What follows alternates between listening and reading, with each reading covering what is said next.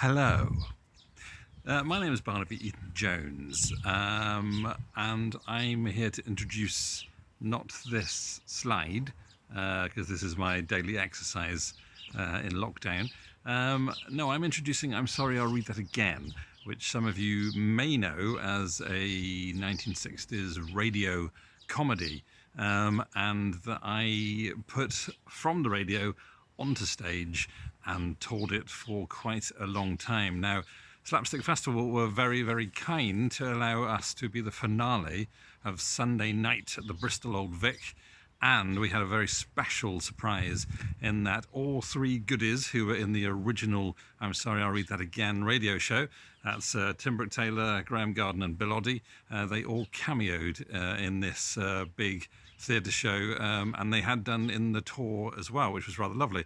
Obviously, this is slightly bittersweet in the fact that poor Tim has been taken from us way too early.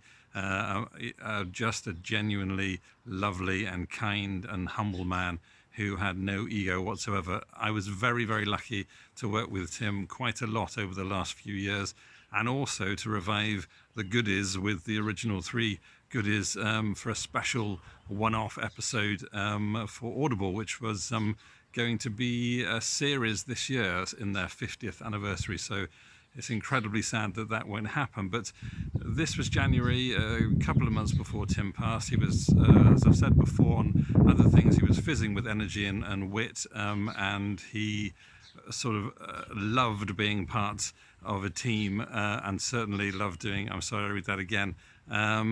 It was a joy to do this, it really was, and we're very privileged to have all three of them cameoing in this that you're about to see.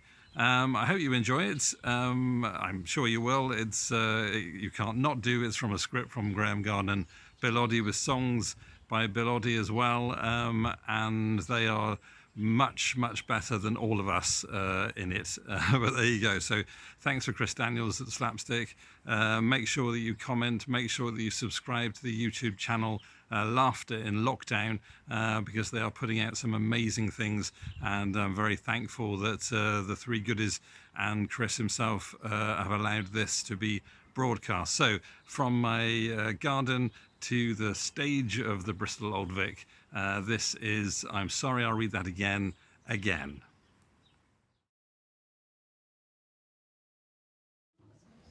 Good evening and welcome to the Theatre Royal on King Street. Our show promises to be a grand finale to 2020's Slapstick Festival. Just remember, this is where the fun ends. That's what it says here. Anyway, tonight we are humbled to be in the presence of His Royal Highness, the Duke of Cornwall. This performance is proudly supporting the Duke of Cornwall's small holdings, with all proceeds going to the Prince's Trust. Of course. These 53,000 hectares of land are titled the Duchy of Cornwall and are passed down to each generation in the west of England. This gave rise to the popular phrase, pass the duchy on the left-hand side. And here we see the musicians coming back from the pub.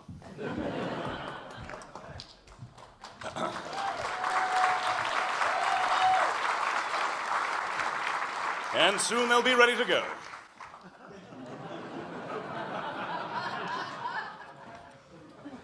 Told you so.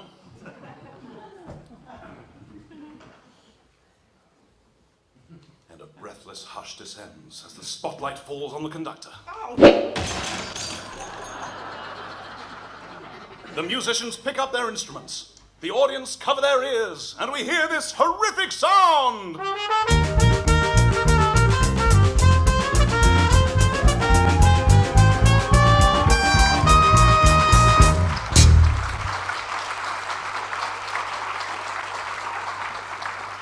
And now, somewhere in the bowels of the BBC.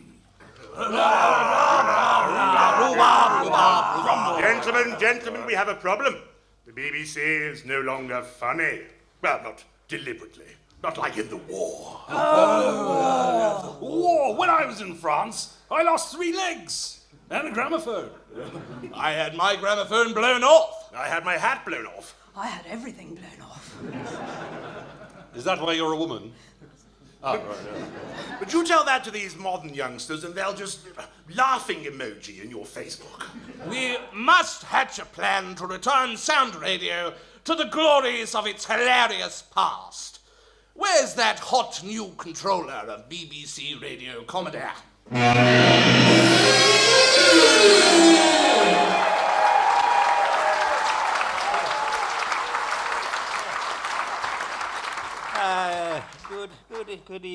Good evening.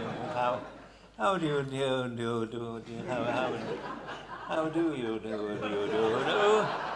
How do you do? Good evening. Good, yes. Good evening to you too. Do, sirs. Arnold P. Totteridge. Yes. You young slip of a thing. What would you do to bring back genuinely offensive, genuinely funny radio comedy? Well, I seem to recall I do seem to do. Yes, I'm sure if I think hard, I do remember the Wonder Show. The Wonder Show? Oh yes. Now I come to. And it's time I did come to do you think it? I do often, and I believe. It was entitled. I'm sorry. I'm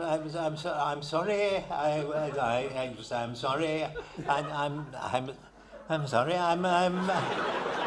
I'm not boring you, am I? What was it called? I'm sorry, I haven't a clue. No, I think I'll go and have a little lie down. It's tough at the top, a little bit bendy in the middle. And good grief.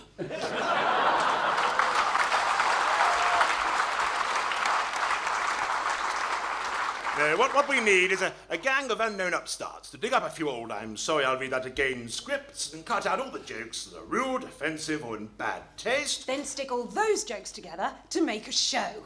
Hurrah! Right, well, now that's sorted, we can all leave and let them get on with it. Off we go.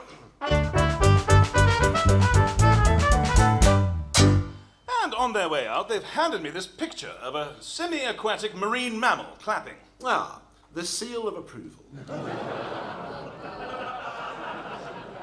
Here is a stuffed ferret to offer those undying words. Oh no! It's "I'm sorry, I'll read that again!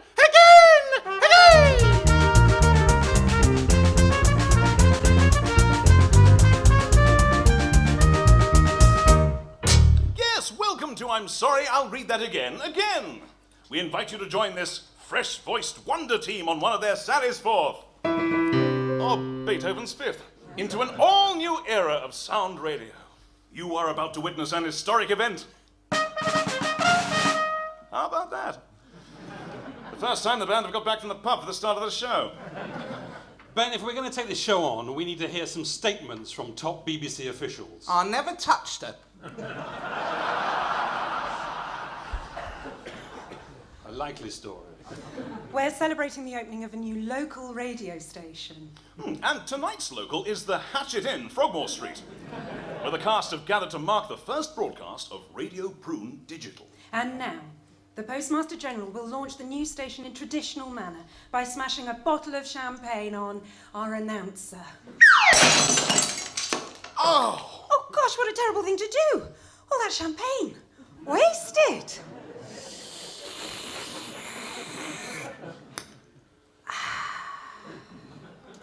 I rather like being the announcer.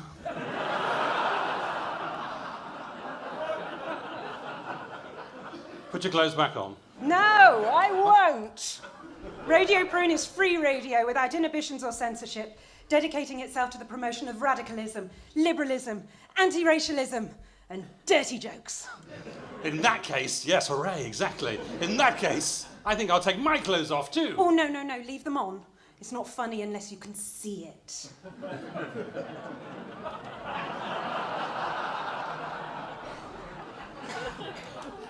The situation at noon today was 12 o'clock precisely, and has been getting steadily later throughout the day. Plus, here's a word for all you dog lovers. Kinky. In the few minutes since we've revived this show, we have received millions of emails of complaint. Dear Radio Prune, I would like to complain about the contents of your program. So please broadcast something distasteful. I shall not be happy until I have taken a fence, and a gate, and a small potting shed. Yours truly, Colonel Walter Wall, Carpeting, OBE, Mrs. Ah, sweet fragrant memories of dear distant days. Is it just my fancy, or were those childish summers always warmer? Was there always hot cocoa to dispel the nip of frosty morns? Was there every afternoon a passing funeral to throw stones at? And those long winter's evenings in the nursery, playing strip Ludo with Nanny? Dear, dear Nanny, will I ever find a goat like her again? And so inventive too. The nursery, our childhood world with its doll's house and its 00 gauge thumb screws, wafting from the kitchen that rich, appetizing aroma which told us the cook was roasting another orphan. It seemed a house full of flowers, Sweet William, pinks and peonies, love in a mist, and Aunt Kate arranging red-hot pokers under the vicar's fingernails. And that birthday when I was given a kitten and a junior vivisectionist's kit. And the wonderful little corner shop where, for tuppence, I could get a great big bag of rat poison and a rat. And I remember sitting on my granny's knee. Took her hours to find it. Well, what's the matter? We're trying not to be deliberately offensive. So let's do the ferret song! No, sorry, that is deliberately offensive. We will not be doing the ferret song. God, don't you start. Look, let's do an entirely different form of musical abuse instead. Eh?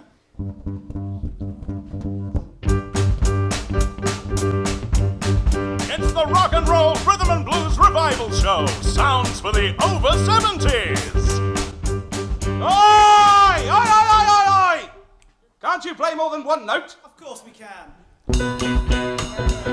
No, leave it. Leave it. I'm sorry. We'll try this again. The blues. Every song tells a story. Every phrase reaches your heart. A language of its own, with every line packed with meaning.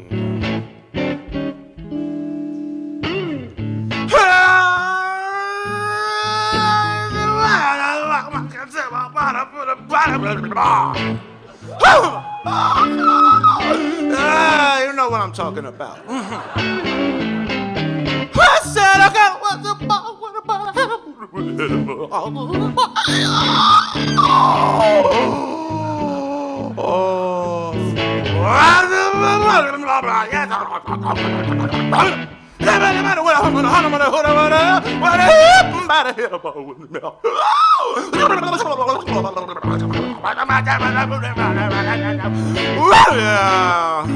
you know what I mean?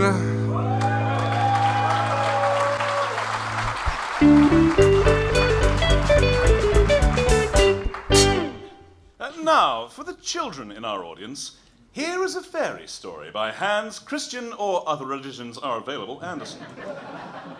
Hans used to sit on his doorstep, whilst the little children used to sit at his feet as he told stories to them. And the children would ask, Why do you tell fairy stories to your feet? look, stop it. Don't you want a nice fairy story? No, we want the ferret song. You can't have the ferret song! Besides, according to the script, it's time for a visit to the doctor. Right, who's next, nurse? It's on your list, Doctor. Let's see. Cockburn? Well, just give him some cream for it. No. That's his name. It's written as Cockburn, but it's pronounced like the famous port. I see. Well, send Mr. Calais in, will you? Never mind. The doctor will see you now, Mr. Coburn. Thank you, nurse. Sorry, Doctor. Hello. Mr. Calais. Coburn. Whatever. Right. What are you bothering me about? Well, I'm really worried because I've developed a bit of a middle-aged spread. Well, first things first, can you see your feet? No, I can't. Well, you're lucky. One's on back to front. I wondered why I was going round in circles. Yes, right, well, look in this mirror. Ah! Yes, gave you a shock, didn't it? It's actually a photo of Donald Trump's Oval Orifice. Surely his office. Surely his office what? I mean, I can tell... I mean, I can tell he's on something, but God knows what he's talking about. Now, just turn away from the picture and hold still for a moment. Oh, what was that for? This is radio. You don't have to actually hit me. Slapstick.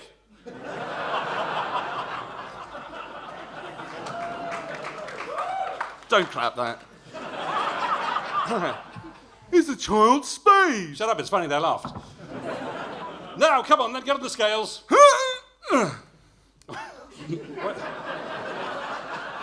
When you've cleaned that up, you can get back on the scales.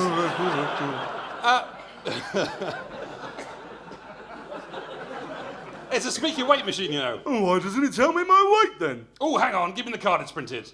You'll never believe this. What? It's got laryngitis. Look, I came here because I want to lose weight. I used to be a slim life gymnast, you know. Did you? Well, could you teach me to do the splits? It depends how flexible you are. Well, I can't make Tuesday evenings, but...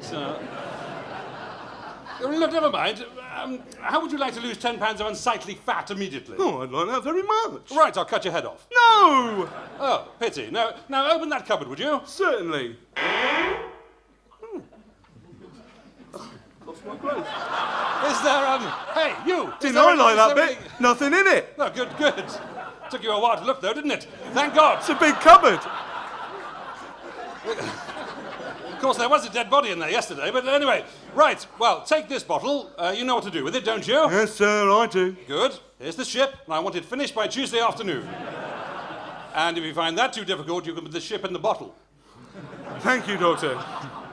Off you go then, you've lost £200 already. No, I haven't. You haven't seen my bill yet. Hey! Well, that talk of fat was slightly offensive. It's getting better, but it's still a little stressful. Don't fret yourself. You'll go blind. Talking of which, how's about the first audio porno fair, then? But won't that be offensive? Absolutely. Roll up, and roll over. See the naughty Russian contortionists leaping and tear 'em off as they make love on a dodgem cars. A miss, a kiss, a cuddle, and a compound fracture. See the saucy Polish dwarf Ivan Ickland slide down the old skelter into an inflatable rubber model of Dolly Parton.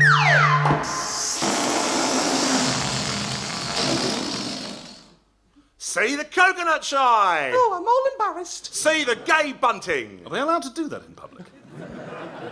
Yes, things are really swinging here at the Prune Audio Porno Fair. But is this event a necessary psychological outlet? Or is it just depraved, evil, corrupt, and a lot of fun? Hoping to find out are the delegation from the committee to keep filth off Sir Cliff Richard.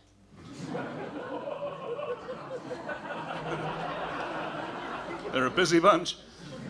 I spoke to the head of the committee for keeping filth off Sir Cliff Richard, Lord Longforit. Now, Lord Longforit, you've been here for 2 or 3 days studying the event, and we'd like to hear your views about it. So, if you'd care to remove your blinkers and your earplugs... Pardon?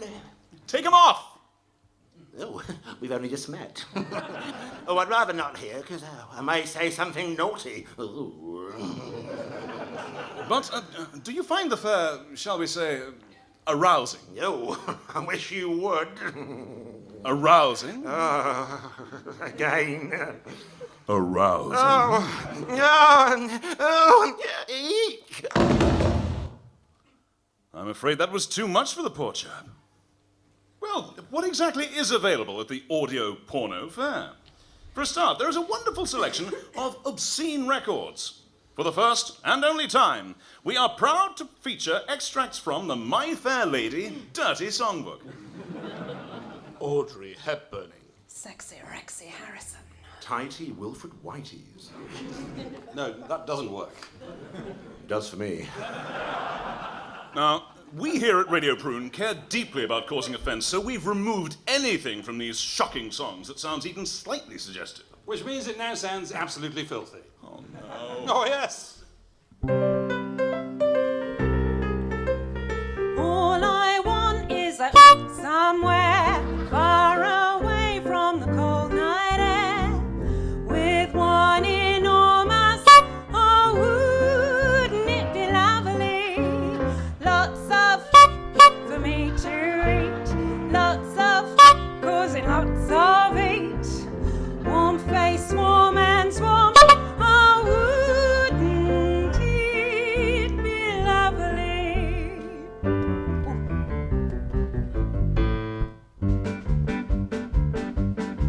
I could have all night, I could have all night and still have begged for more. I could have spread my and done 1,000 I'd never done before. I'll never know what made it so exciting, why all at once my took flight. I only know when he began to with me. I could have all night.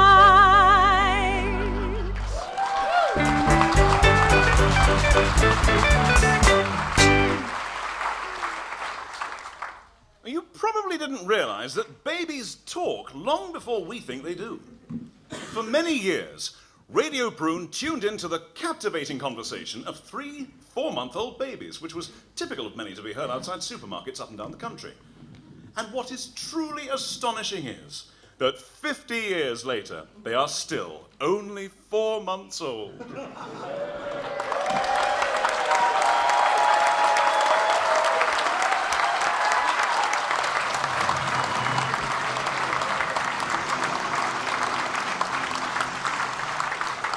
Well, if it isn't you, Hugh. Well, if it isn't you, Rupert. Well, if it isn't either of us, we're wasting our time, I think.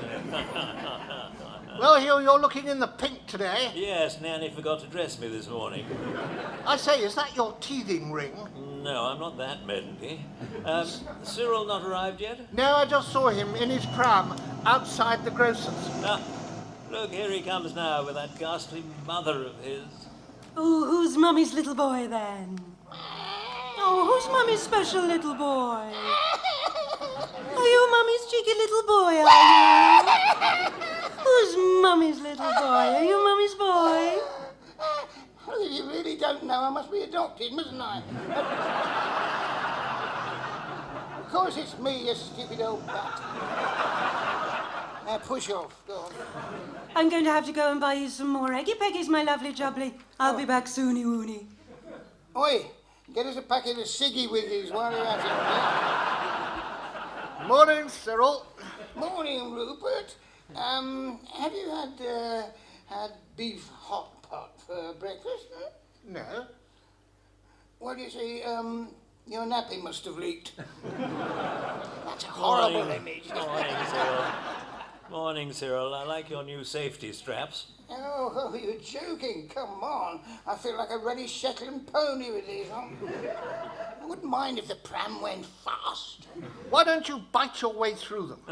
He hasn't got any teeth yet. Well, give him time, he might be able to gum his way through. Okay, I have got teeth. I have. No, you haven't. I have. Oh, yes, you have. Where did those come from? They look just like your father's. Ah, that is because they are my father's, yes. I felt thirsty this morning, grabbed the nearest glass of water, click, click, click, and I am now the proud possessor of a pair of second-hand choppers. What did your father say? He said...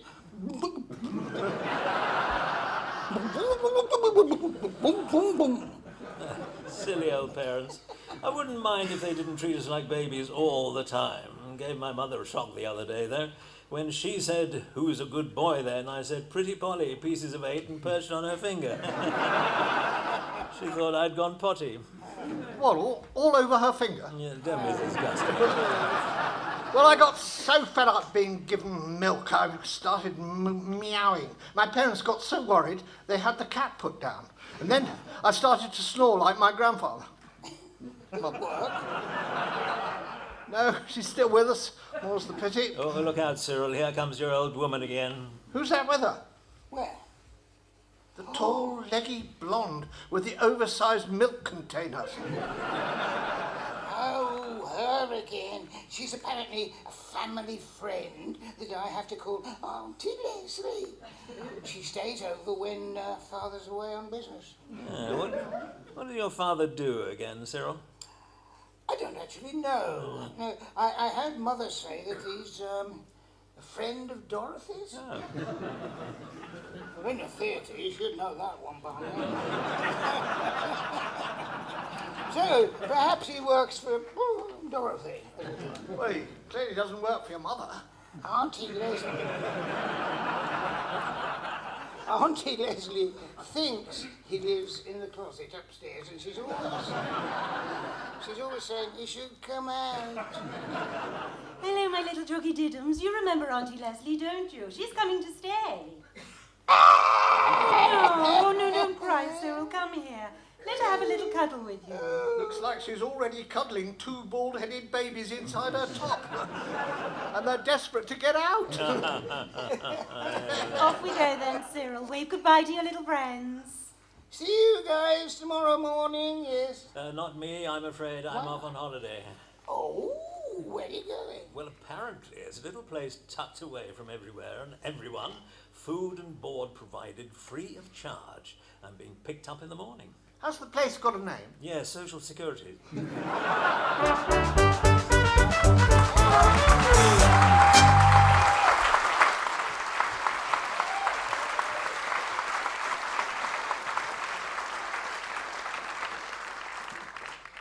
And now, Prune Forum, a chance for listeners to air their personal problems.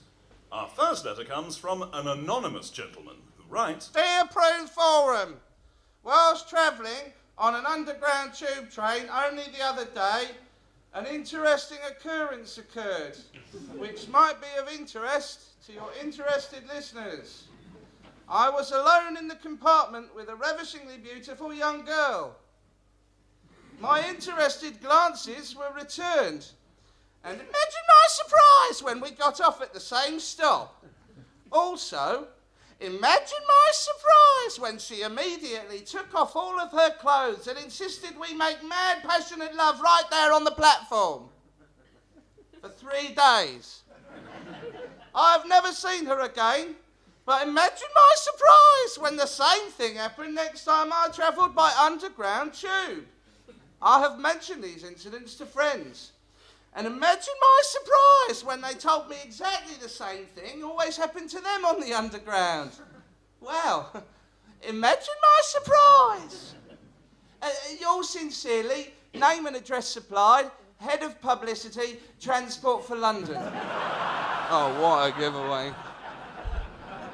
Mrs. M.W., South Wales, right? Dear Prune Forum, my husband and I have been experimenting in our lovemaking recently. We do it in unusual places at all times of day and night. I just thought I'd tell you. P.S. Please excuse the shaky handwriting. That's enough of that. Now, something for those of you who like a nice, clean laugh. And for those who prefer a dirty laugh.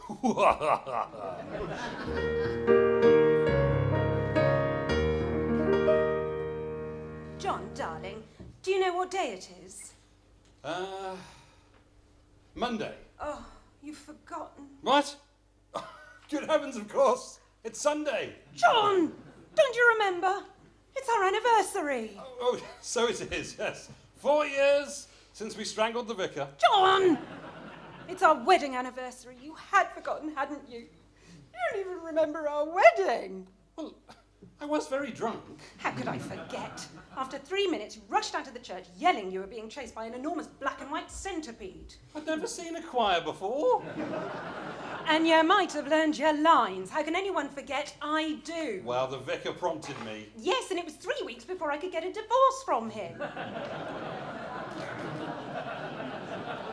I don't know why you bothered. I was perfectly happy with the verger. Mind you, he's not a verger anymore. No, Mary, where are you going? I can't listen to this anymore. I'm going to change the baby. Ooh, get one with red hair this time. You know, I've always wanted a son. But, John, we have 3 sons already. What? Why didn't you tell me? You spelled to our eldest... Oh, What? sorry. I'll read that again. 1. Good. You spoke to our eldest last night, Fido. Oh, him? I thought he was the lodger. Well, how many children have we got? 6. 6? And how long have we been married? 6 years. I think we should get twin beds, Mary. Oh, we've tried twin beds, John. Really? What happened? We had twins. What kind of behaviour is that? If we don't have any discipline, how are we going to teach it to the children? Oh, you're quite right, John. Take Fido, for instance.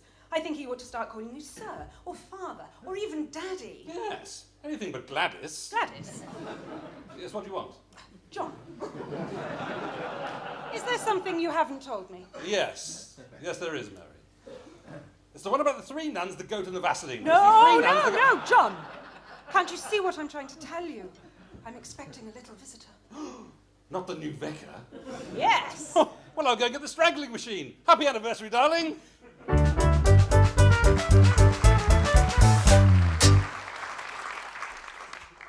And now, here is a police warning. Look out, the fuzz!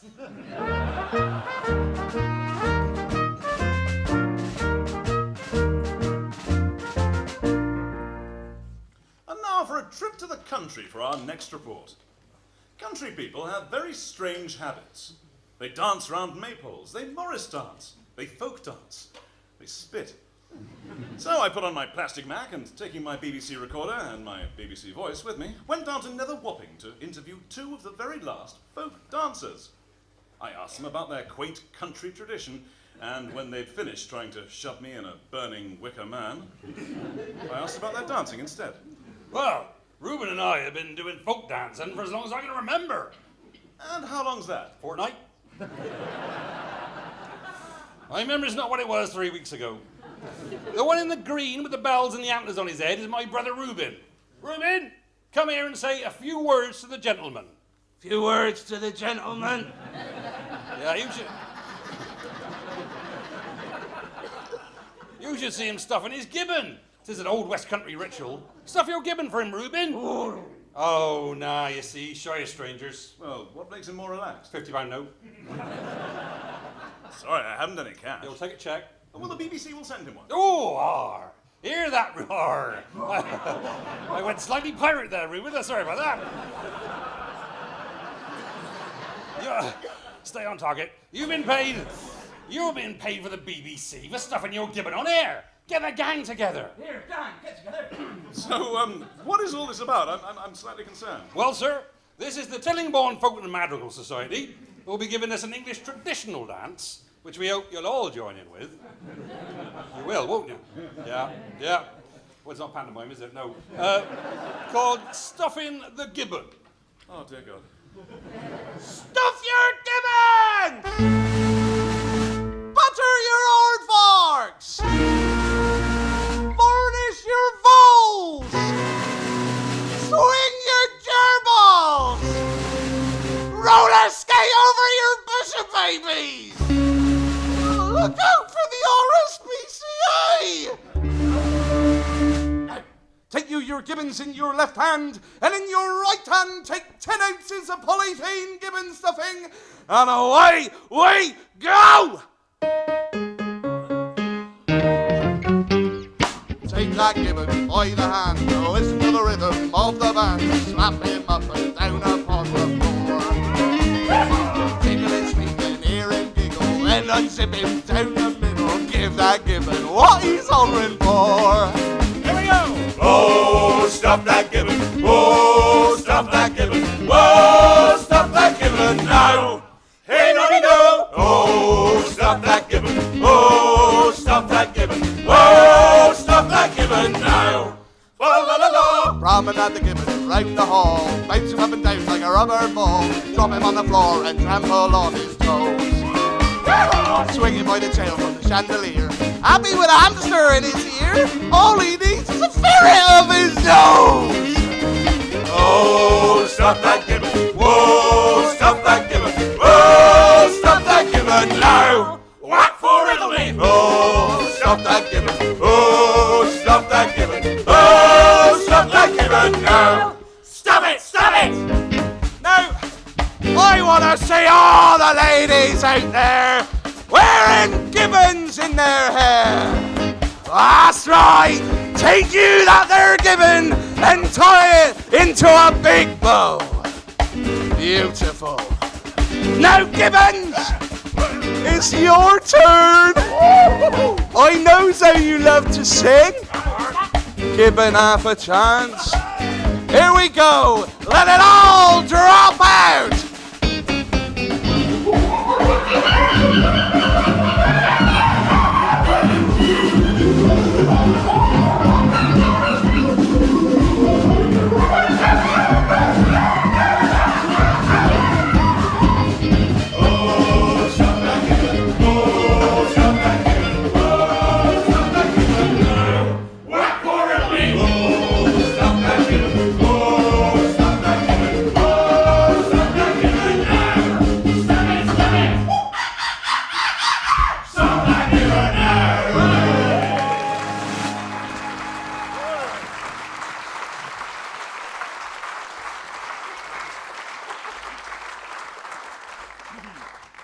Well, that was interesting.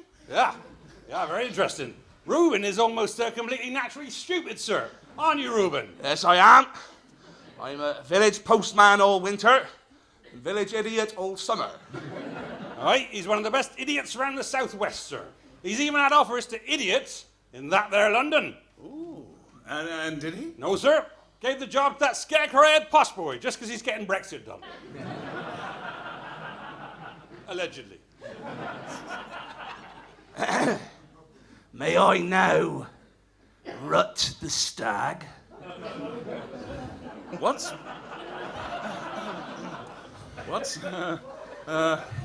rutting the stag? Well, now, sir, this is one of his speciality dances. It's a satire on contemporary morals in Bristol. Could I persuade Reuben to rut the stag for the BBC? No, sir, you could not. Well, what could? £50. Oh, no. You country folk think you can get away with murder, don't you? Certainly. Oh! Right! That was particularly offensive. I'm going to write to the Queen. Your Most Royal Majesty, that last song about stuffing gibbons made me ashamed to be a member of the British Commonwealth. I'm sending you back my OBE and my Order of the Garter, which needs new elastic. In exchange, my wife would like a pair of your most sensible shoes. Brigadier General Sir Liberty Bodies. Dear Brigadier General, on behalf of the BBC, get knotted. Still, he's not wrong. I mean, let's broadcast something nice and high class for a change.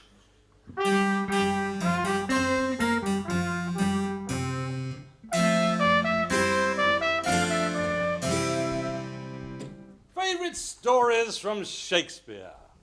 There was an Englishman, Irishman, Scotsman, and they were having a drink, and when in walked Kit Marlowe with a stuffed ferret. Wait a minute. What? You said favourite stories of Shakespeare. Yeah, he loved that one. I thought you meant stories he wrote. Well, he wrote it too. I mean, Shakespeare wrote some of the oldest jokes in the business. Most of them are being used in this script tonight. But he wrote great tragedies and histories. No, that's what came down to posterity, yes, but have you ever seen the original manuscripts? No. They're all jokes. I mean, what about all his big hits? Go on, name some. Julius Caesar. A naughty farce about Julius and his wandering hands. Coriolanus. A man who watches Coronation Street through his bottom. Hamlet. Hamlet. A pig gets set on fire. Yeah, it's funny back then, anyway. Romeo and Juliet. Julian, years out of its time. And then, of course, there was his big election comedy, Love, Labour's Lost. Yeah, that one's still going strong to this day, certainly. Ladies and gentlemen, you'll laugh till you ache. Oh, crikey. It's the breeziest romp since Richard III. It's the funniest comedy of manners since Othello. It's wacky, it's zany, it's kooky, it's Macbeth.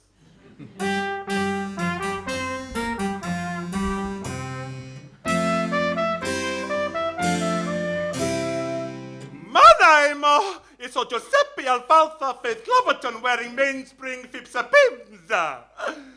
And I have absolutely nothing to do with this story.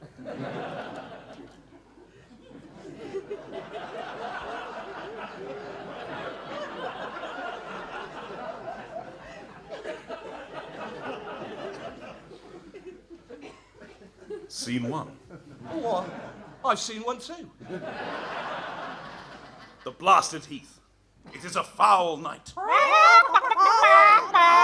And the rain is lashing the trees. Ooh, I love it! In my tree voice. Enter Macbeth and Banquo. My lord, this is a terrible night to be abroad, or anywhere else for that matter. See, the skies are rent with thunderbolts. The clouds serve as shrouds to 1,000 devilish faces. The wind howls like the cries of maddened wolves, and it is raining human blood. What can it mean? Greta Thunberg's got it right about climate change. Hear the raging of the storm! It's getting louder! What a terrible night! I can't hear myself speak! What did you say? I don't know, I can't hear myself speak! He's done it! Him! Up there! Call to him! You stupid producer! Turn the sound effects down! That's better! That's better. That's better. Now, we must seek shelter. A few moments ago, I thought I noticed a hollow. Hello! There it is again. Oh, good evening!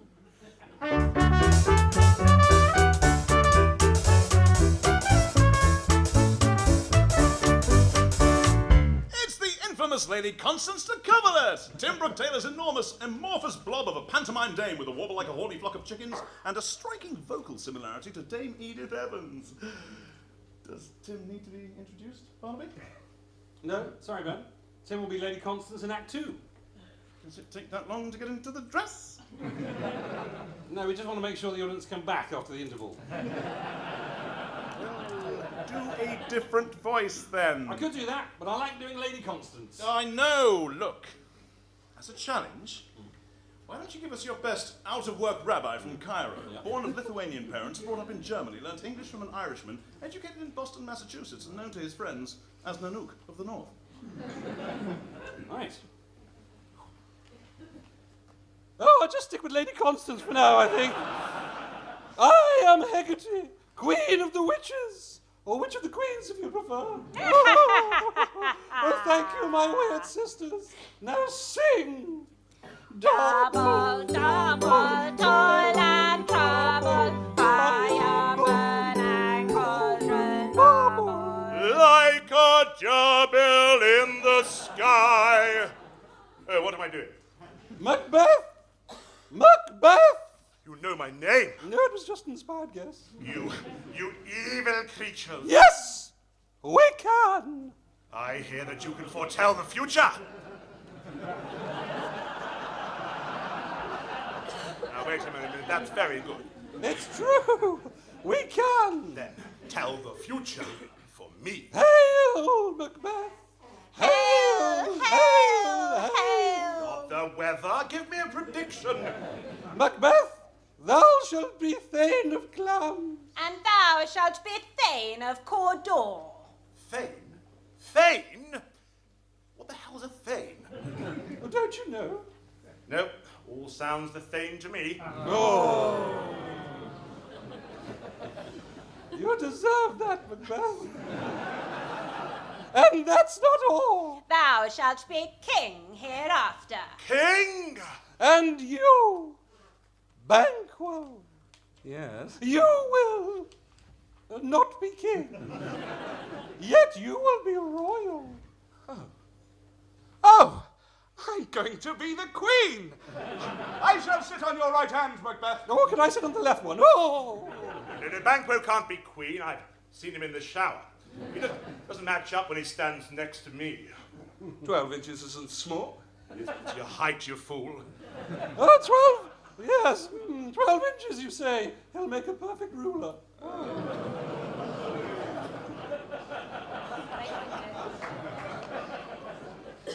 Banquo, the crown will sit upon your issue. My what? Issue! All fall down. Macbeth, let us get away from here. She is possessed by some wicked being. Oh, I should be so lucky.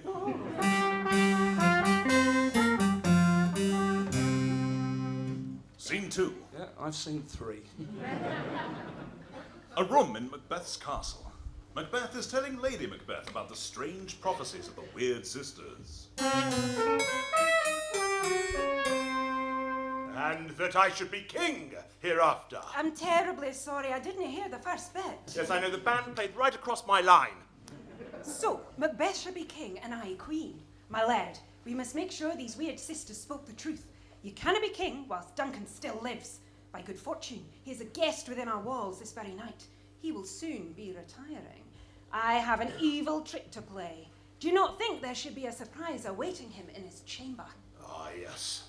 We'll put jelly and custard in his bed. He has been on the throne for too long. I know. I'm dying for a wee. He has what you want, Macbeth. There is something we should take from him. Do you understand? Yes. Yes. I shall take his wife. You mean his life? Each to their own, darling. I believe you're scared. Take this, Macbeth. Ah! Is this a dagger I see before me? No. Oh. Now go and add your name to Scotland's throne. I'm still desperate for a wee. Go! And so Macbeth crept across the courtyard to do what he had to do. Then he went to Duncan's bedroom. Macbeth, dagger in hand, stood at Duncan's door. Ah, Duncan, art thou within? Even as you slumber shalt thou perish. I, for Macbeth, shall claim thy throne. Prepare to die.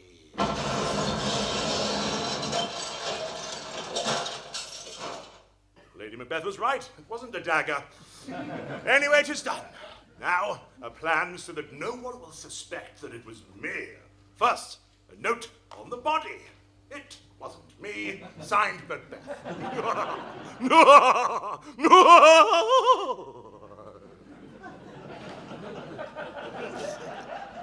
With that, Macbeth rejoined his wife and they went to bed. But within seconds, a servant was shouting out the news. They've gone to bed, everyone! Then in rushed Duncan's manservant. Oh, my lord! Awake! Awake! The king, my master, has given up the ghost. His lids are heavy and enclosed. His earthly coil has quit his gracious form. His soul has flown to Abraham's bosom, and the bird of light hath fled his aged frame.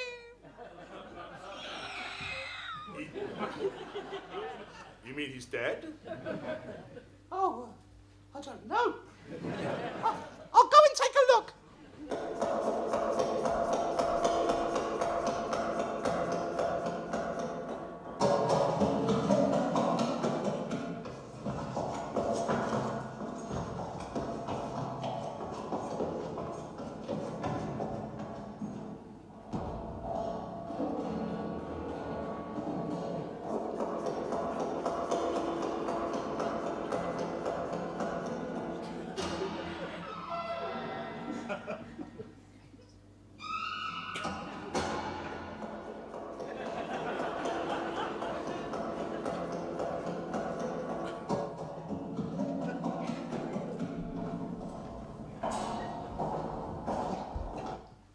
Yes.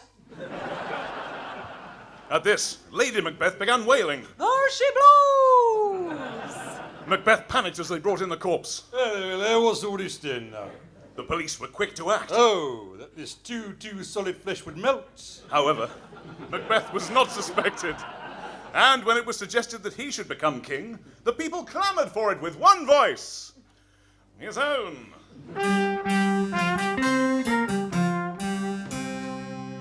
For months, Macbeth enjoyed the pleasures of the throne. It had a self-eating seat. But he was haunted by what the weird sisters had said to Banquo.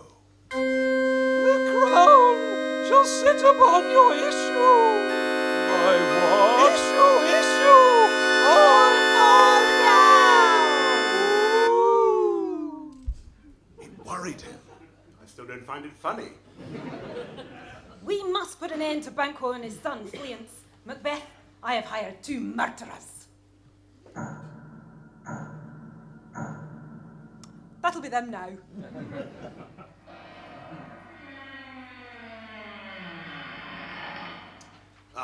You must be the... Exactly. Quite. As you may know, I have a little... Embarrassment? Precisely. It's a rather... Delicate situation. Quite. You see, this man is rather, shall we say... Inconvenient. I thought perhaps he could... Meet with a... Shall we say... Little accident. My very words. There is, of course, the question of... Say no more. Splendid.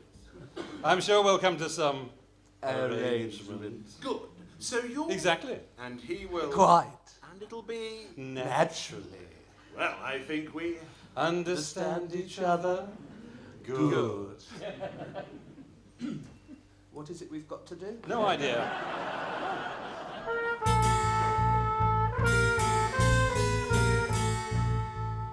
That night, Banquo was murdered, but his son Fleance escaped. When Macbeth heard this, he tore at his hair and stamped on his rabbit. But their consciences were beginning to plague them both. One night, Lady Macbeth got out of bed. Where are you going? I'm going to wash my hands. Look at them. Look how red they are. Blood! No, it's from doing the washing up. Oh, well, you should use marigolds instead. I'll order someone to chop her hands off for you in the morning. Now, come back to bed. Then the ghost of Banquo appeared at their window.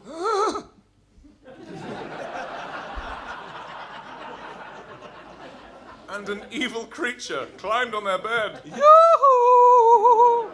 Haggerty, what do you want with me? Oh, no.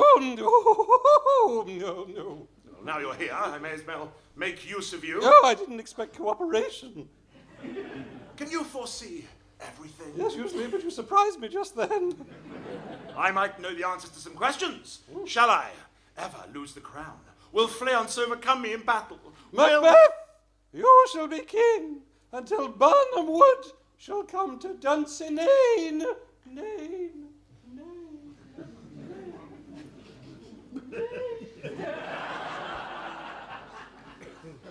This line has puzzled scholars, as Shakespeare usually finishes his scenes with a good joke. And we can only assume that Burnham Wood had some highly risible connotations to the Elizabethan audience. Some think this whole line was a misprint, and prefer to read, Macbeth, you shall be king until you're so desperate for a wee near a French river that you end up going insane.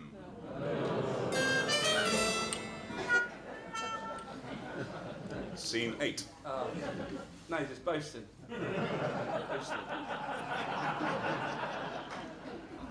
Winter draws on. Very nice they look too, Ben. Macbeth's stronghold. Oh, let go! Macbeth is standing on his bullocks, which is a good party trick if you can do it. Enter a messenger who runs into Macbeth and throws himself on his knee. Get off my knee! Sire, I looked across the plain just now and I thought Burnham Wood moved towards Dunsinane.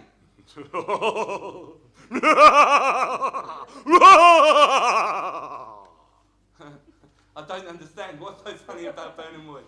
Oh, I'm sorry. I thought you said you were so desperate for a wee near a French river you ended up going insane. Oh, Burnham Wood? Well, then I'm doomed! I suspect it's just villagers dressed as trees. Ah, well, then I shall quickly pack my trunk, leave my roots behind, and join the men dressed as Burnham Wood before anyone twigs me. I always wanted to branch out. And so it was that Macbeth took his final bow.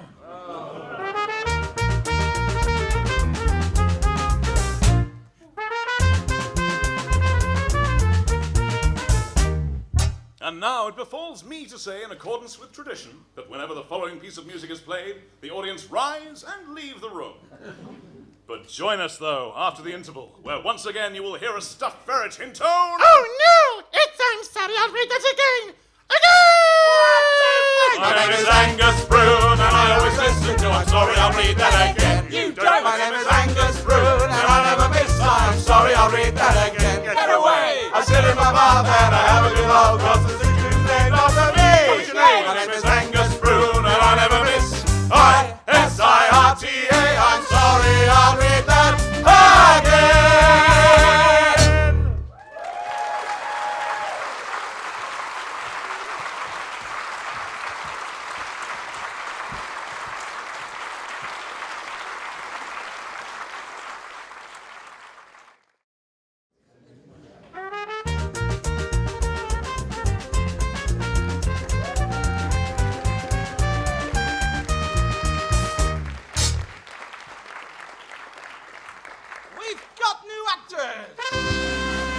We've got old scripts. We've got an audience. We've got a tone-deaf band. See? What more do we need? How about an opening number for Act 2? Hey, that's so easy. How about it, Mr. Piano Man?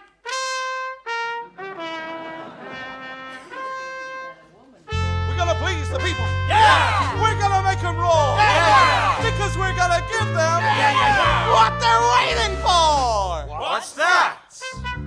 Full frontal radio. Everybody should tune into it. Full frontal radio. Coming in on Radio Prune. Let's do it. Take off your shirt. Let's all hang. Take off your pants. Let it all hang out. Full frontal radio. Tune into Radio Prune. It's a winner. Tune into Radio Prune. Tune into Radio Prune.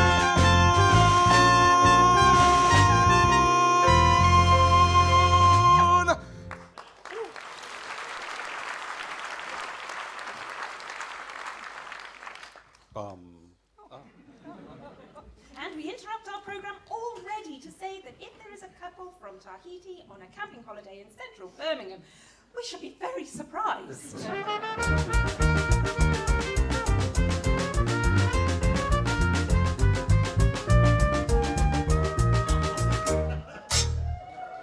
Oh, yes. Oh, yes.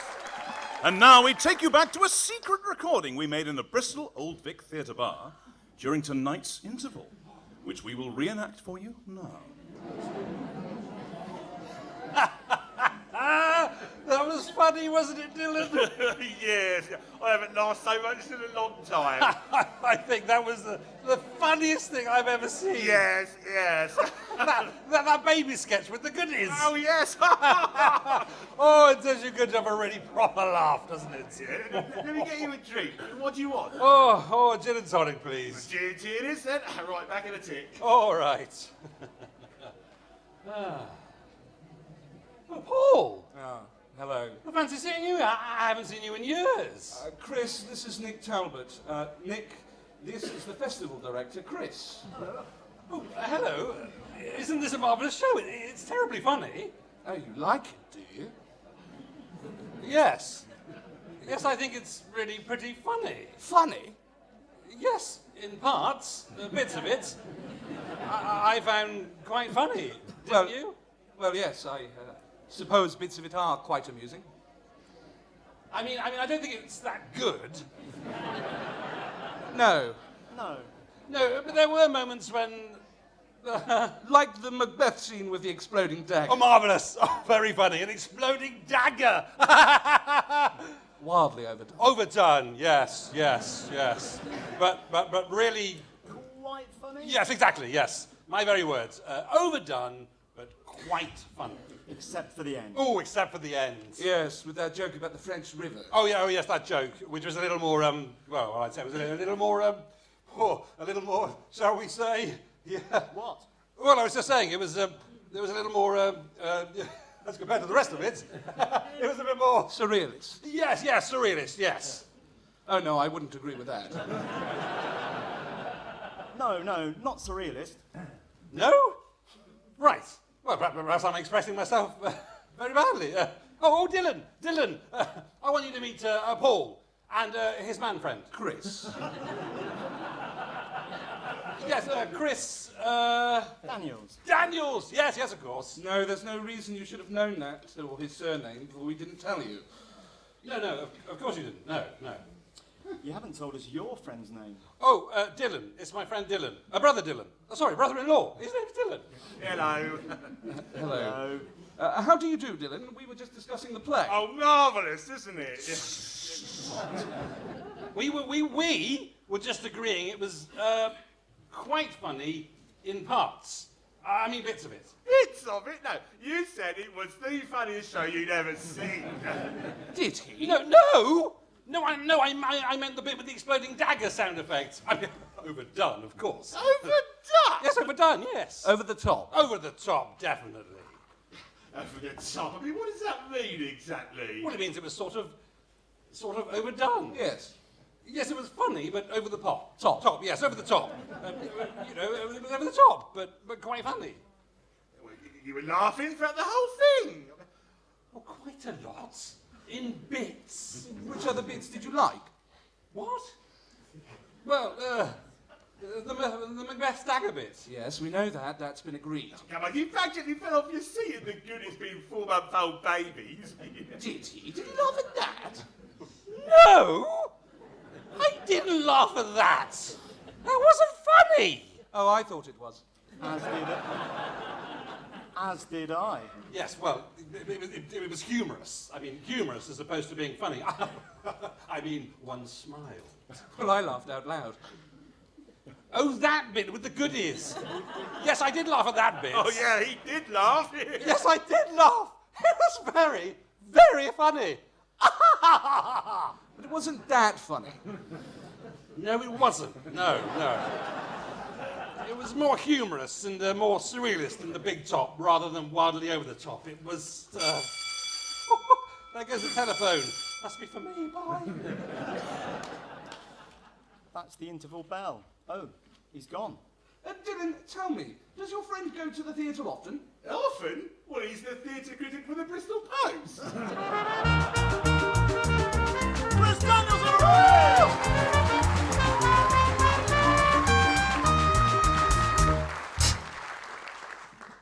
I'm sorry, I'll read that again. Proudly announces the start of a weekly serial. Sugar Puffs? I've told you. Don't call me that on air. Sorry. No, this is a weekly science fiction adventure serial in one part. I'm not sure they'll let us back here next week. Professor Prune and the Electric Time Trousers. Come with us for a ride in the Electric Time Trousers.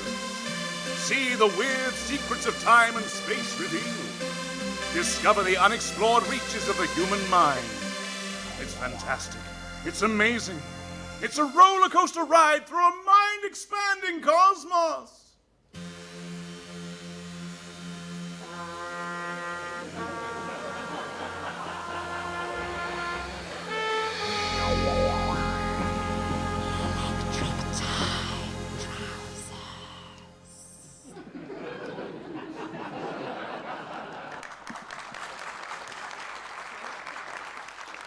This is a tale of high adventure in the fourth dimension with a star-studded cast.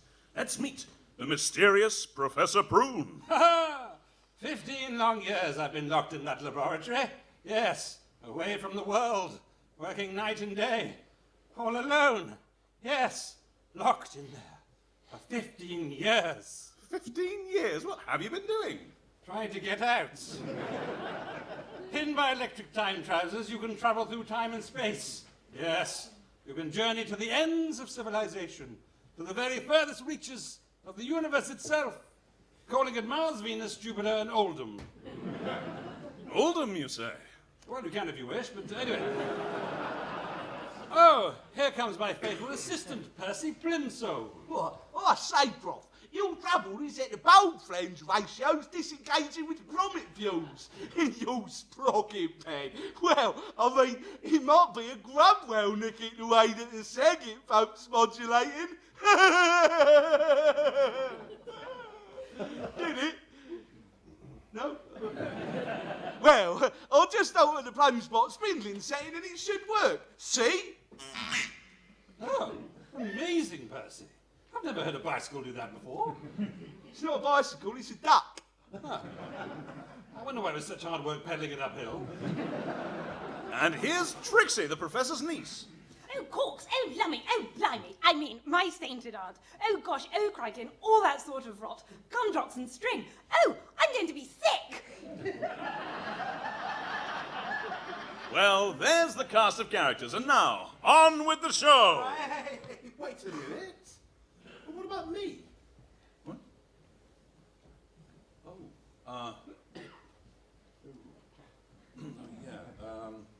Yes. Yes.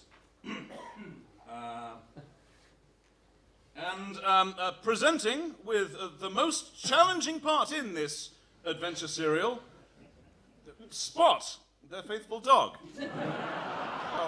What? No, Spot. Wait a minute, I haven't finished. Spot was their faithful dog, who was bound to get a cheer. And a round of applause every time he said, woof. Woof, woof. Exactly. And now, let the story begin.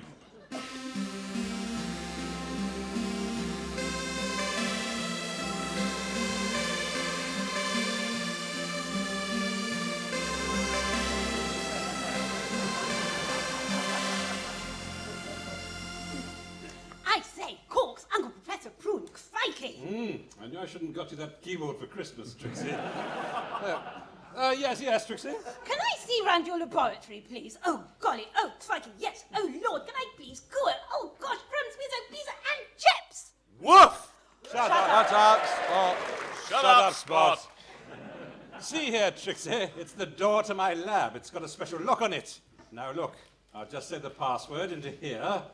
From dust you came, to dust you shall return. Crikey, Uncle. The door opened when you said all that stuff about returning to dust. Yes, it's a deadlock. The laboratory was filled with an amazing array of machinery. Look, Trixie, this is a little invention of mine. I've modified the hovercraft and made it 100% more efficient. Crumbs, Uncle, how have you done that? I've added wheels. But this is what I want you to see. Golly, it looks like an ordinary pair of trousers. Yes, it does indeed. But look inside. Good gracious! Crumbs! That's incredible! Amazing! It's absolutely, fantastically, quite literally, stupendously corking. I'm flabbergasted! Oh my, gadzooks, cripes, and tally-ho! What is it? I thought you'd never ask. It's a time machine. Follow me. I'm not sure I can, Uncle. What? Well, I haven't even bought a toothbrush. Then you'll have to leave your teeth behind. Pausing only to pack a small suitcase into a large suitcase, the mysterious professor clambered into the strange pair of trousers, and the puzzled youngster followed him. Now then, let me show you around. Over there. Way ahead of us.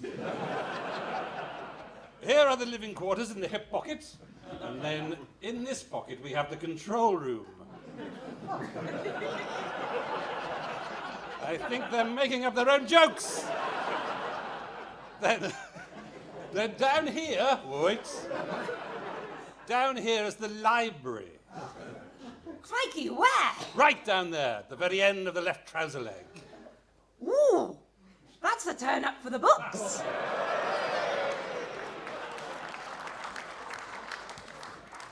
Woof!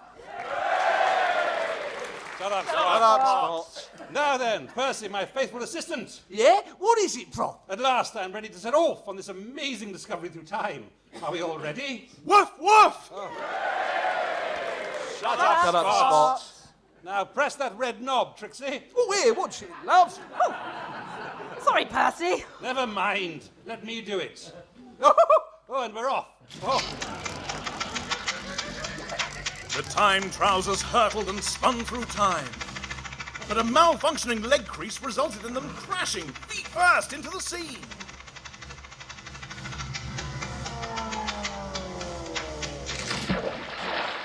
And the time trousers came to rest on the seabed. The water was flooding in. It's all right. The water was coming in at the top, so I've drilled a hole in the bottom to let it flow out again. Uncle, we'd better get out of here. Wait a minute. We're at the bottom of the sea. We can't go out there wearing ordinary clothes. Where's my bikini?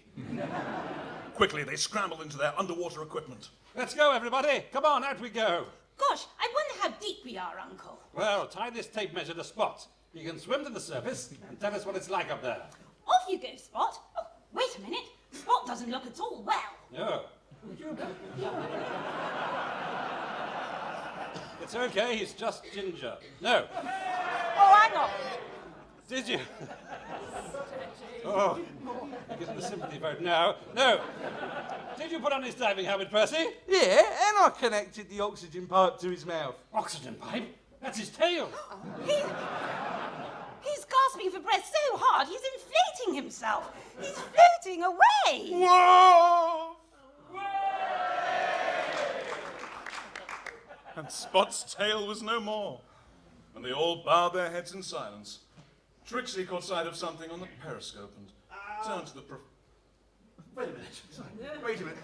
I've got a problem. Just nip behind the band and cock your leg. Not that kind of problem. You've killed Spot off at the very start. I mean, that hurts. Really hurts. Almost as much as my style of method acting forced me to get neutered for this role. The Professor Prune serial was 13 episodes long. So it's going to be condensed. If you stop milking it, yes. Condensed milk, yeah. Oh, I like that. You're on your own there. Now, let's get a grip of things. Oh, you've got cold hands, Percy. Sorry. You can let go now. Look, perhaps the audience would like to come with me on a 13-part adventure. No, apparently not. What? Surely you don't want this lot in your trousers? There's one or two I wouldn't mind, but... No. We'll just have to compress your trousers. Would it hurt? We'll do it on the computer. We'll put all 13 files onto one smaller file, and then... The time trousers fly! Yes, it's a zip file. Button it. And now, here is the final part of our condensed episode of our thrill-packed serial. It's Professor Prune and the Electric Time Trousers! The electric time trousers.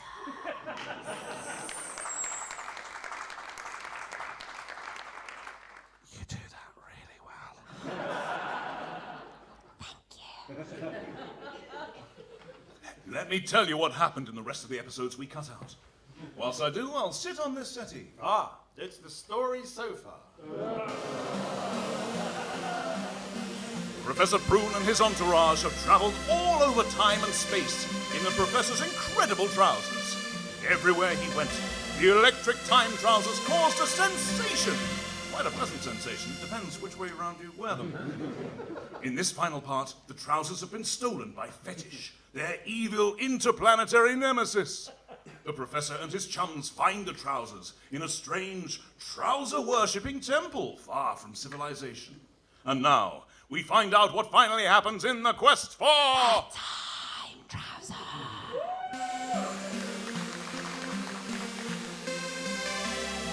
In the strange trouser temple, the Professor and his entourage are confronted by the evil Fetish. And a fight breaks out! Don't touch me there. Suddenly, they hear a strange rumbling noise. And the whole temple falls on their heads. and kills them all. And that's the end of the story. And now... No. Whoa there, you young whippersnapper. Are you really not doing any more of the electric time trousers? We're all up for it. Well, what goes up must come down. So you're taking my trousers off? Yes. We've seen enough of your Professor Prune for one evening. It's scaring the front row. Oh, I'm so sorry. You're right in my eye line, yes. Oh, no, but please, just let me say one last thing. One last thing. Oh, I wanted to say that.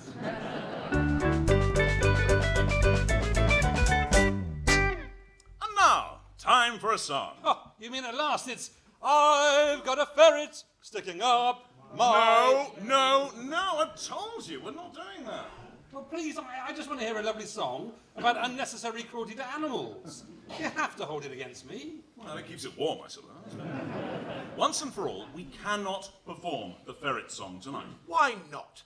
Because if we did, then John Otto Cleese would sue us for every penny we have to give to his ex-wife. So what you're saying is no ferret song? Yes, but I have got one about a chartered accountant. Chartered accountant? Ladies and gentlemen, tonight we bring you a song that our music correspondent writes falls into the vocal tradition of sung music. So let's listen.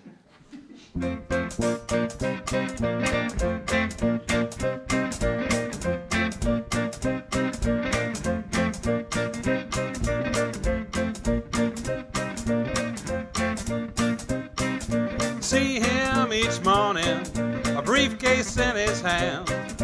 Everybody knows him as the mystery man. Riding the tube train in his bowler hat. Don't know where he's going, but he's where it's at. Chartered accountant. Chartered accountant. Chartered accountant. I love you. Ooh! What does he look for? What's he hope to find? Psychedelic figures flowing through his mind. Women all want him when he's standing there. Every lady wishing he would pounce on her. Chartered accountant. Chartered accountant. Chartered accountant. I love you. Ooh! Tell me what's your secret? Can you turn me on? Nope. Show me that forbidden land behind the times. How about Monday at 4:30? Chartered accountants in your pinstripe suits. How I wish I had the nerve to dress like you. Chartered accountants, help me if you can. Show me how to be the mystery man. Chartered accountants. Chartered accountant. Chartered accountant. I love you.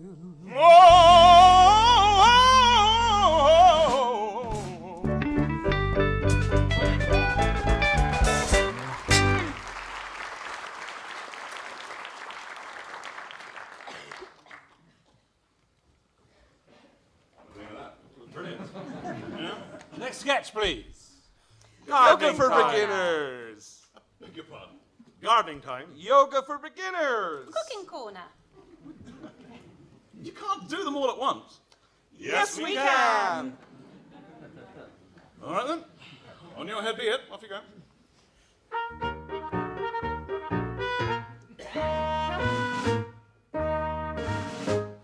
Hello and welcome to Gardening For beginners. Corner. You know, now's the time of year you should be lifting your bowls. Crossing your legs. And whipping half a dozen. Pansies. As soon as you can, get them into bed. Coat them liberally with butter. And take a deep breath. Then, when you're in the correct position, Get a firm hold of your hoe. And impress your friends. You know, a lot of people like to have... Plenty of manure. on top of the head. place the other hand in a bowl of fresh cream. For 5 or 6 months. You'll be surprised at the results. Now, many of you have written in to say that you only have... one buttock. Now, stand on your... old man's beard. But don't forget to wear an oven glove. And on page 2 of your pamphlet, you'll find a photograph of... Jamie Oliver. And other pests. Now you can get rid of them by putting your left foot in... a juicy bit of rump. You know, I've often been called the Green... Queen of puddings. A lovely way to round off your... stomach. But it's always wise to keep a bit of... crumpet. in the potting shed. And in conclusion, I can only say... hollyhocks! And the same. to you.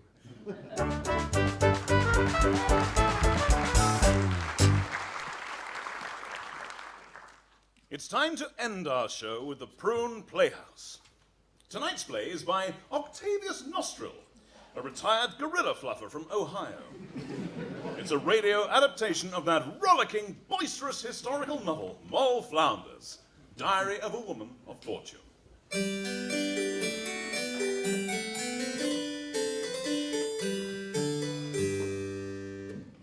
I was born in the year 1703 to poor but married parents. My birthplace was the little town of Chunky Plantagenet in the county of Gloucestershire. This came as a great surprise to my parents, who was living in Wigan at the time. Of my early life, I remember but little, except I spent my days wandering around the countryside, watching the summer turn to autumn, the leaves turn into gold, and my father turn into drink. My father was a powerful man, but gentle, and for hour after hour would bounce me on his knee, or against the wall, or as his fancy took him. He always used to say to me, if it do rain for 30 days in the merry month of May, then it's practically June. I couldn't argue with that. I saw very little of my mother as a child, as she was a grown-up by the time I met her. And so my childhood passed, until one day, as I strolled through the nearby woods, I suddenly came face to face with a tall, handsome stranger astride a beautiful horse wearing hunting pink. Before I could ask why his horse was wearing hunting pink, he spoke. I'd never heard a horse speak before, and I gasped with amazement. The handsome rider dismounted and tossed back his luxuriant black hair, which landed in the grass behind him. He addressed me. What have we here? What's your name, my pretty? Moll Flounders, sir. Ah, you're a handsome wench and no mistake. Sir, I believe you're a stranger to these parts. That's right. I usually play ones with sillier voices. But I've not seen you before. I am Sir Roger de Coverlet, the new squire. Oh, I know all about you, Squire, and your wicked practices. There's nothing wicked about squire practices. But you are forgiven, my dear. Come, let us sit upon the grass and we will make up. Oh, all right. May I borrow your lipstick? Thank you. But now I must go. But we shall meet again, for you shall come to work at Coverlet Manor. Without another word, he jumped on his horse. I watched him jumping up and down on it for a few minutes, then I hurried home, shaken but not stirred. Next morning, who should ride up to our humble cottage but Sir Roger? He spoke earnestly with my father for a few moments, and before I knew what was happening, Sir Roger had pulled me up onto his horse behind him, and we was off. We soon clambered on again and galloped up the road towards the manor.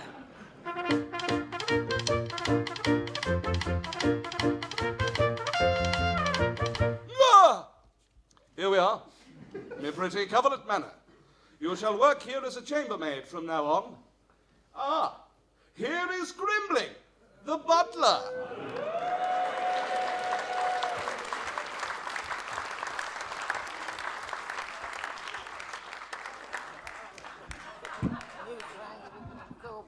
So say, I am Grimbling, but I'll clear it up myself. Yes, well, what do you want me to do? Oh, yes, Master. You be kind. Welcome home, Master. Wishes, Master Roger. Yeah, welcome. Welcome. I knew welcome. Yeah, I'm very lovely. Yeah. Your mother wishes to see you in the green room. I'm afraid she's not very well today.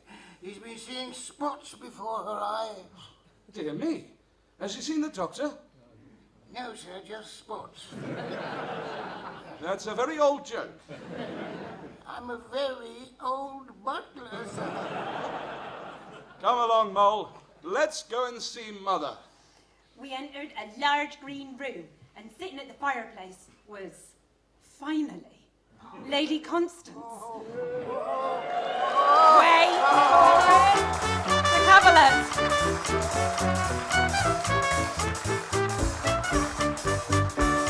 Lady Constance de Coverlet. Oh, you just said that. Oh. Hello, it gives me great pleasure, and I hope it will always. What century are we in?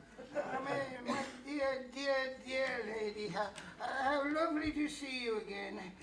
How long is it? Let me see. Oh, thank you very much. Now, why are you bothering me, Shorty? Your son is home. You have done well, Grimling. Take this tennis racket for your services. Oh, well, it makes me laugh. Ah, yes, the famous Lady Constance de Coverlet, a huge, frilly, regal, gracious bit of crackling. She was sitting too close to the fire. Blushing, I dropped a curtsy. Butterfingers. Oh, sorry. Suppose you've got to clear that up too now. Oh, Grimling, I thought you had gone. No, it was her. She's gone. All over the bloody floor. Is that curtsy, you know? You were supposed to have left 3 lines ago. I know. I'm expanding my part.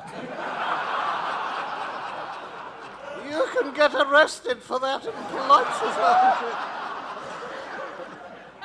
Mother, this is Mole, my intending. I don't wish to know what you're intending, you naughty boy.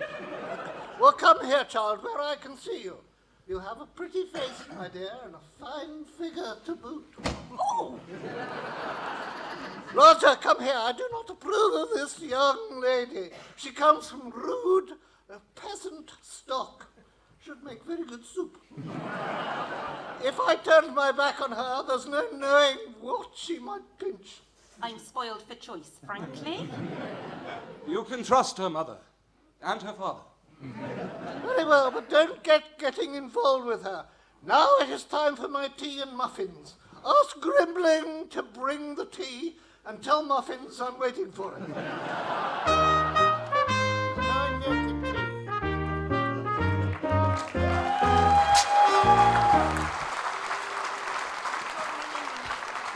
And so I started work at Coverlet Manor. One day, when I was blackening the cheese, I noticed something in the doorway. It was the door. Oh, Mole, do you like the new dress I bought you? Yes, but I think it might look better on me. Mole, will you marry me? Roger, this is so sudden. And the answer's no. Yes. Oh. For the next 4 days, he hardly spoke. Then... What do you mean, yes? I mean, I will. Oh, I see. Oh, Mole, we must tell Mother at once. Mother, I'm going to marry Mole, your chambermaid. Handmaid? No, chambermaid. Oh, let me be serious for a moment. Thank you. Send me Muffins. I would like him to come and see me down below. I think he's already seen it enough. Don't laugh at that. Filthy minds out there. They don't make children like they used to. How are they doing it then? The next morning, Roger and I was married, and that night, a glittering ball was given. There's a glittering ball. Oh, what a surprise! Well, Sir Roger did ask me to hold a ball in your honour, and now it's time for a lovely party. So much for me to do. So much for me to do. I I'm can see acting you. this, but it's moving for God's sake. So much for me to do. Yes, I can see your problem, Grimling. Yeah, no, I'm just in rather a hurry. Grimling, was there anything else? No, just popped out for a joke.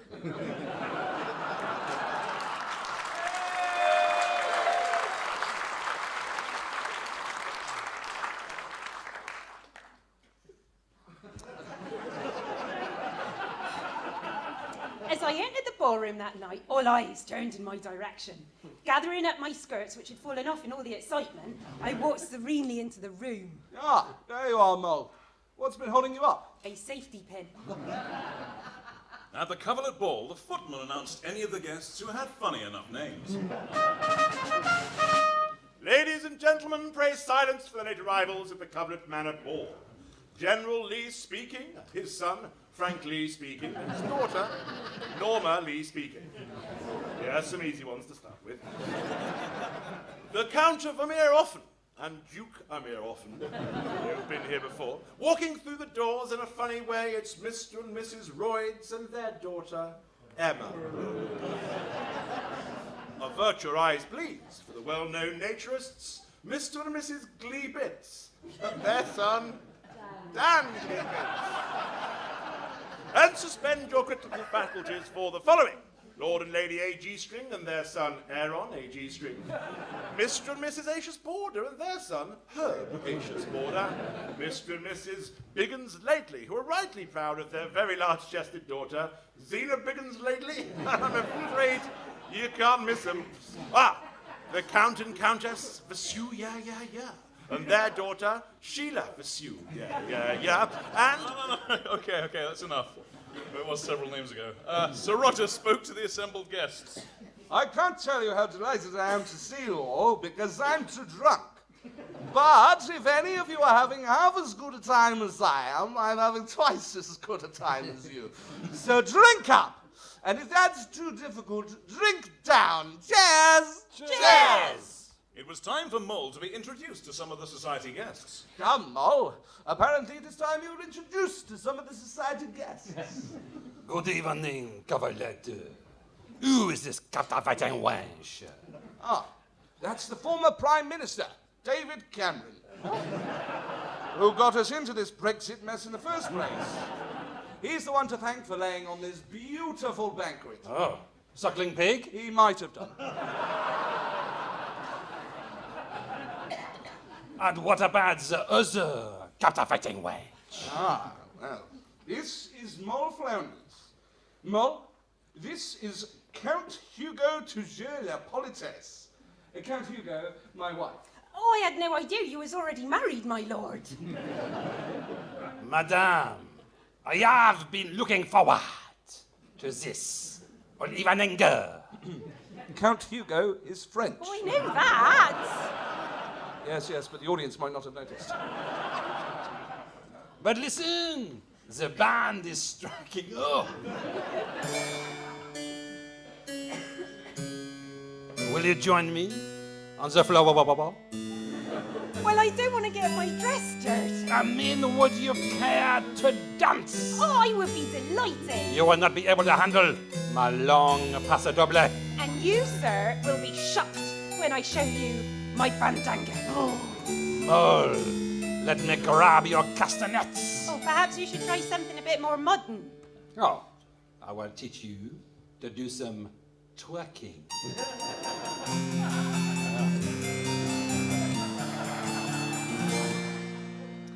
5 minutes later, and it was time for Count Hugo to leave. But for the rest of the evening, I seemed to see his devilishly handsome face, always before me. That night, as I undressed in my boudoir, I heard a strange noise behind the screen. 1, 2, 3, 4. The French Count!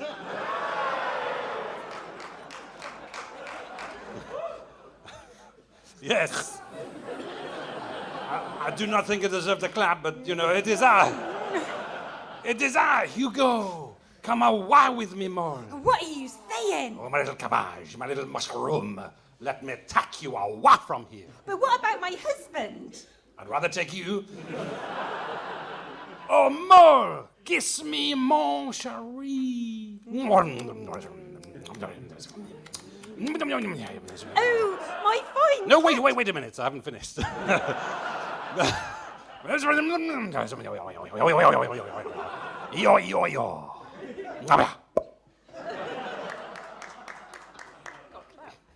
I've kissed her, that's right. Done? You certainly have been. Très bien, très bien. Oh, my fine count, you persuaded me. Let us leave. It was 12 o'clock, and Grimbling tolled the bell.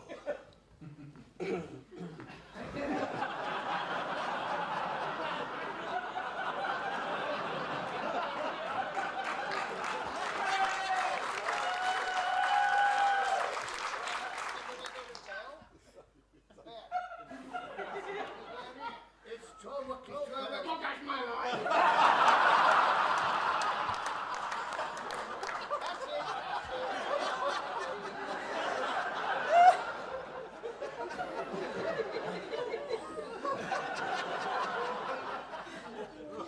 We apologize for the loss of quality on our jokes. For the moment, we shall continue in sound only. Before Mole and Count Hugo could leave. So, what have we here? My husband! Mon Dieu, I am undone. So I can see. Count Hugo, I must insist that honor is satisfied. Choose your weapon. I choose the sword. Very well.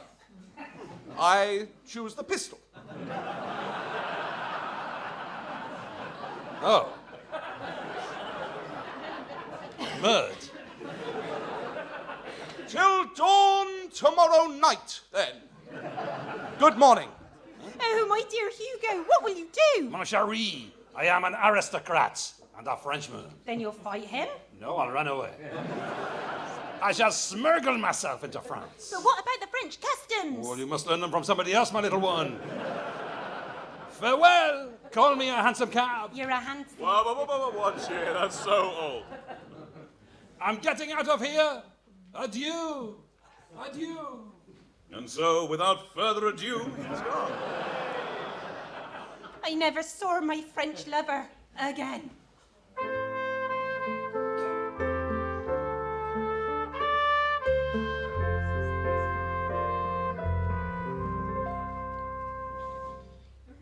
Later that evening, Sir Roger galloped down to the little small holding on the estate, or as he was also known, Grimbling the Butler.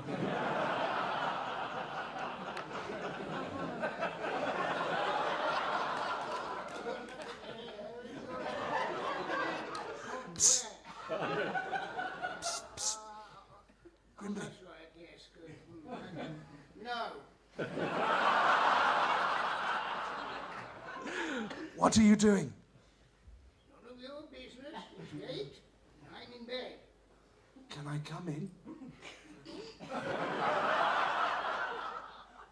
right, if you don't mind a bit of a squeeze. I'd love one. Sorry. No. Now, is everything ready for my departure to London with Mole? Oh, yes, sir. I've made sure all the horses for the carriage have got new shoes. And they've got rather fetching hats. Spats. Lovely socks. Oh, wait a minute. I thought you were leaving tomorrow morning. A slight change of plan. Now I've stopped my wife having French lessons. We're leaving tonight. Well, sir, I also took the liberty of polishing the horse brass. And I iron their matching panties, too.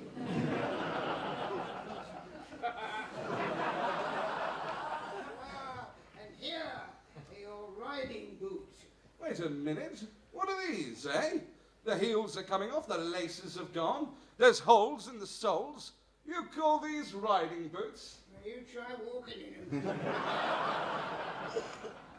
Sir Roger sent Grimbling to wake Lady Constance, and everyone came out to see off Sir Roger and Mole as they got ready to depart for their new life together in London. Lady Constance was a fine horsewoman herself, and elected to sit on a large chestnut. Oh, it's prickly but fun.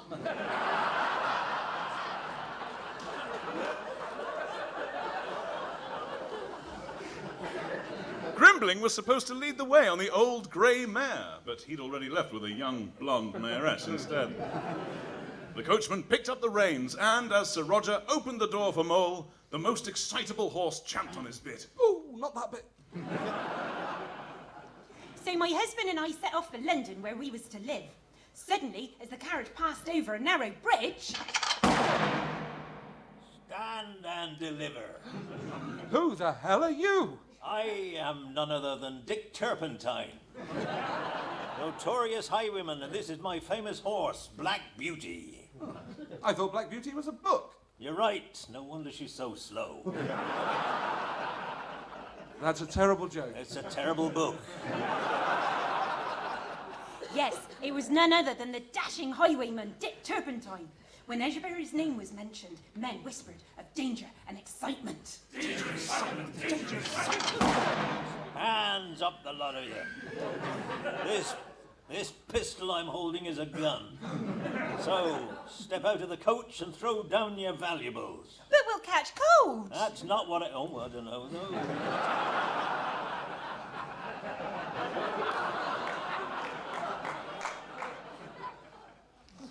Oh, I'm an unhappy maiden in distress. Well, take it off then. Look here, my good fellow. If you let us go on our way, I'll give you these 4 pieces of 8. Or these 2 pieces of 16. I'll take the money if you throw in your wife. Very well. Thank you, sir. God bless you. Coachman, drive on to London! Yes, sir. Giddy up there, me beauties.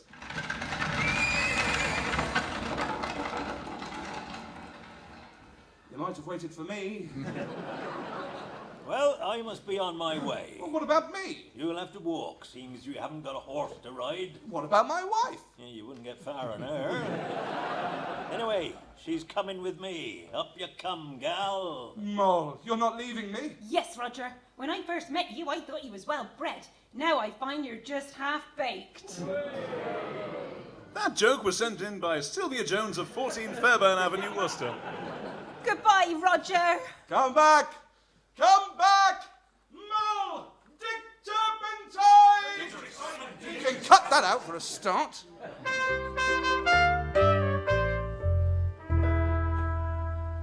And so I went to look after Dick Turpentine. And so I went to look after Dick Turpentine, and I was very happy learning to polish his pistol for him. One evening... Hello, darling. Had a good day? No, I had a bit of trouble robbing the Nottingham coach.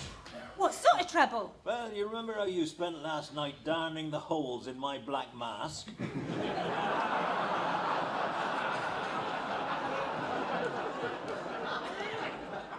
Yes, exactly. Anyway, Moll, we're having someone for supper. Oh, I thought we was having chicken. I mean, they'll be arriving any moment. I met her today on the stagecoach. We're to be married tomorrow. She's a very great lady in size. I think I know who you mean, but I shall never, ever, never let you go. Get off.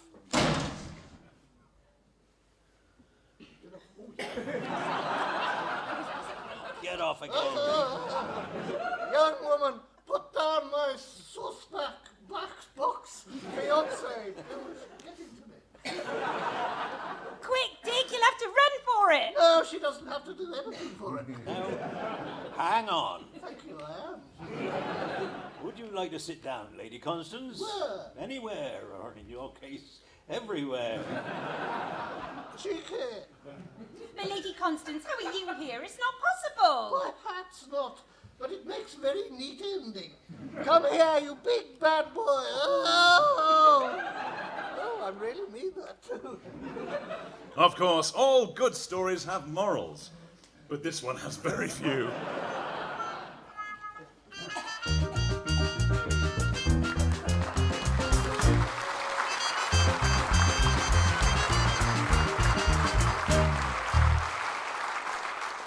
And now, before we go, we have just time for one last police message. A supermarket has been broken into, and the only thing stolen was cheese and aftershave.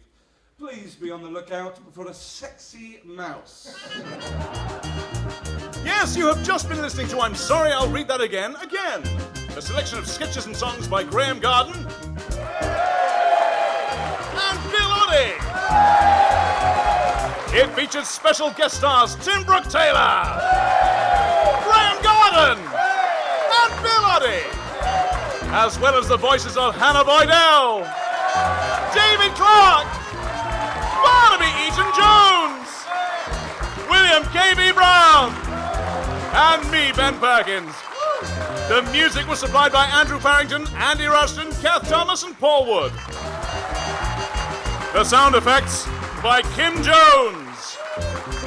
The song was adapted, directed, and produced by Barnaby Eaton-Jones with additional material by Eric Idle. And for the last time this evening, you'll hear the stuffed ferret intone these words. Oh no! It's the end! I'm sorry, I'll read that again! Again! My name is Angus Prune, and I always listen to I'm sorry, I'll read that again. You don't. My name is Angus Prune, and I never miss I'm sorry, I'll read that again. Get away! I sit in my bath and I have a good laugh, cause the secret is stayed down on me. My name is Angus Prune, and I never miss ISIRTA. I'm sorry, I'll read that again.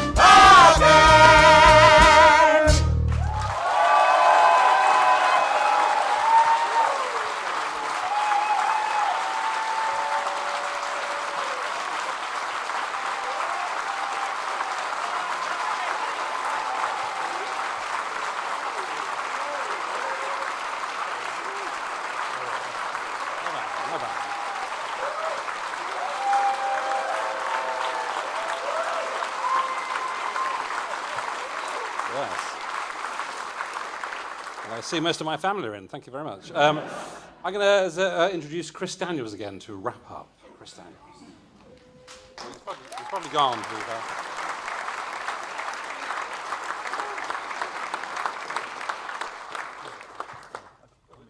Yes, hello, good evening. What a delightful event to end Slapstick 2020. Very proud, as director of Slapstick, to have you performing here. And I'd like to thank Barnaby Eaton-Jones for bringing this event here too, and of course for the team, for the band, and Tim, Bill and Graham. One more round of applause for the team.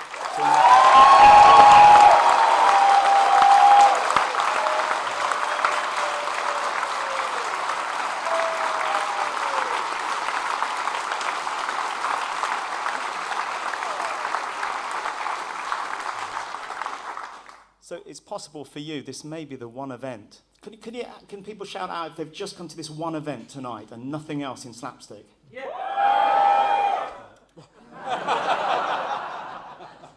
So we've had 26 events in 5 days, and this is the final one. And I just would love it if we'd be able to put our hands together for the team behind the festival, really, because we've got a miraculous team of volunteers, people who support us every year. My wife is pretty amazing and supportive. Joe, Jackie, everybody here who performs, the people backstage, all of the volunteers, Ewan, who's in tech, Chris Kidd. They're an amazing group of people that pull this together, and without them, we wouldn't be able to make this work and fund the festival to keep it going. So can we just have one round of applause for all the team involved in Slapstick?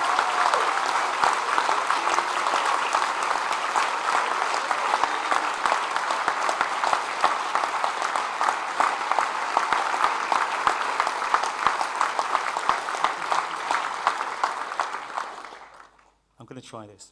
So it's a Graham Garden joke. There will now be an interval of 1 year.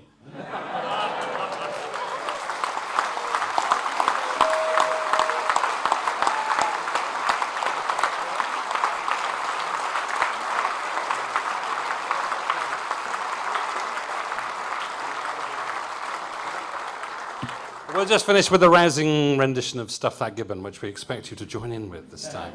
We can't give out any gibbons, sadly. But,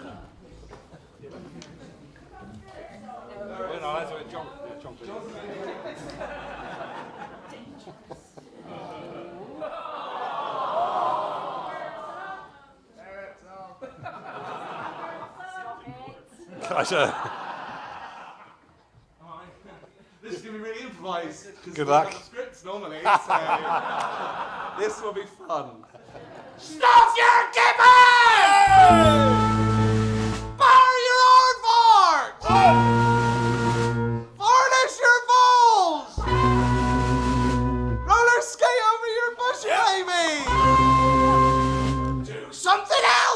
Look out for the RSPCA! Now, I want to see all of you take your left hand with your gibbon, and with your right hand, take 10 ounces of polythene gibbon stuffing. And away we go!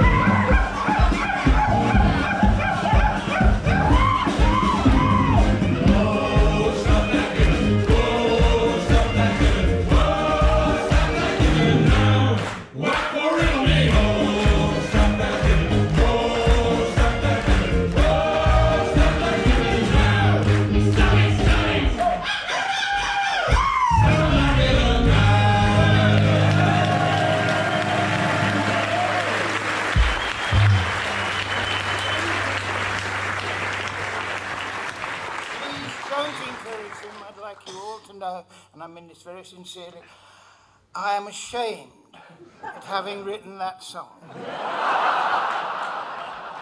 I get letters every day from Gibbons saying, oh, come on, you know. And they are beautiful, beautiful animals. Most of them are endangered. If we keep seeking that, they'll be completely gone. So, okay, no more, no more.